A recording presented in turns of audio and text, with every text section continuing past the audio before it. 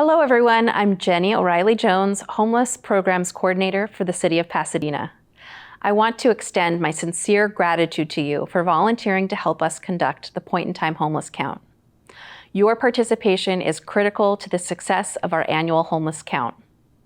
Volunteers like you help us to ensure that the count is as thorough and as accurate as possible, which ultimately supports our shared mission of serving our unhoused neighbors and ending homelessness in Pasadena.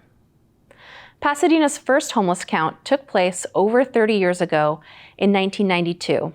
In fact, Pasadena was the first city in the state of California to conduct a homeless count, and one of the first 3 counts in the nation. Shortly after our first count, the city of Pasadena was designated by the U.S. Department of Housing and Urban Development as a Continuum of Care, which means we are responsible for planning, coordinating, and funding homeless services.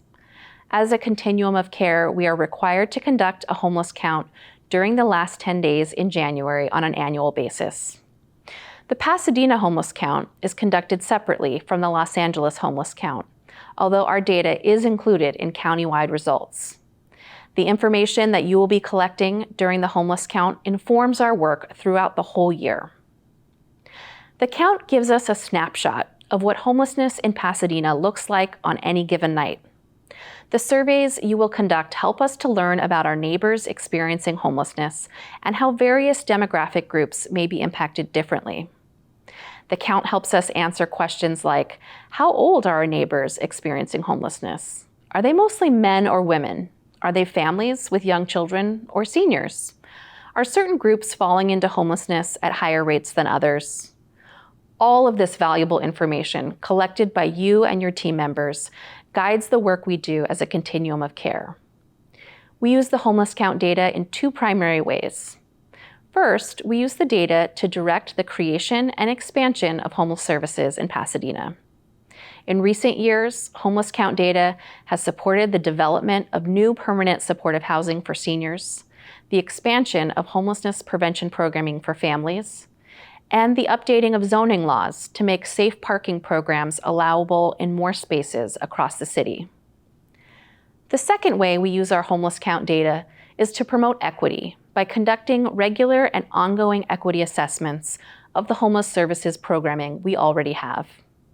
We want to be sure that the services being provided in our city are reaching different demographic groups at rates similar to how each group is represented among our homeless population.